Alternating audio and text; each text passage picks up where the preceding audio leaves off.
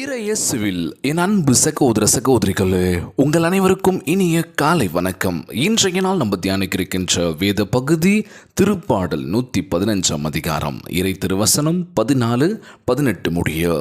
ஆண்டவர் உங்கள் இனத்தை பெருக செய்வார், உங்களையும் உங்கள் பிள்ளைகளையும் வளர செய்வார். நீங்கள் ஆண்டவரிடமிருந்து ஆசீர் பெறுவீர்களாக.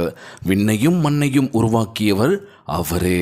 விண்ணகமோ ஆண்டவருக்கு உரியது, மண்ணகத்தையே அவர் மானிடருக்கு வழங்கியுள்ளார். இறந்தோர் அனைவரும் ஆண்டவரை புகழ்வதில்லை, மௌன உலகத்திற்கு இறங்கி வருவோர் எவருமே அவரை புகழ்வதில்லை. நாமோ ஆண்டவரை வாழ்த்துகின்றோம், இப்பொழுதும் எப்பொழுதும் வாழ்த்துகின்றோம். இன்றைய நாள் ஜெபம்.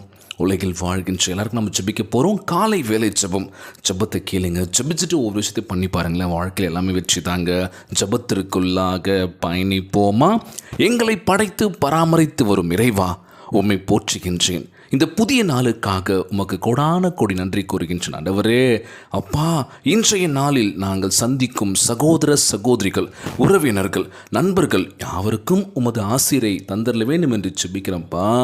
தந்தையே, இன்று நாங்கள் பேசும் ஒவ்வொரு வார்த்தையினாலும் செய்யும் ஒவ்வொரு செயலிலும் உமது பேரன்பை விளங்க செய்வீராக.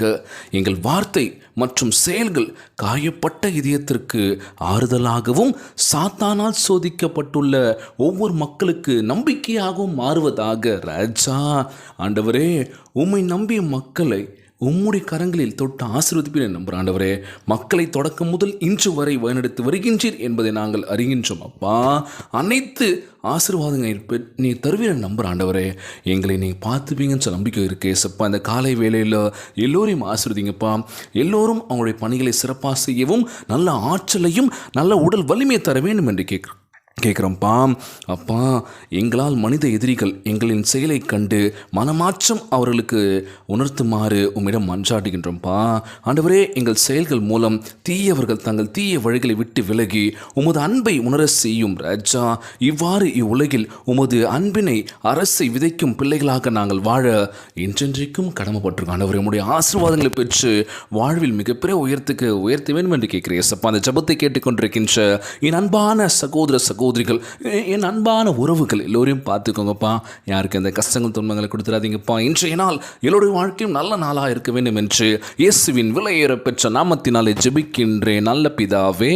ஆமேன், ஆமேன். இயேசுவுக்கு புகழ், இயேசுவுக்கு நன்றி. மரியே வாழ்க. God bless you all.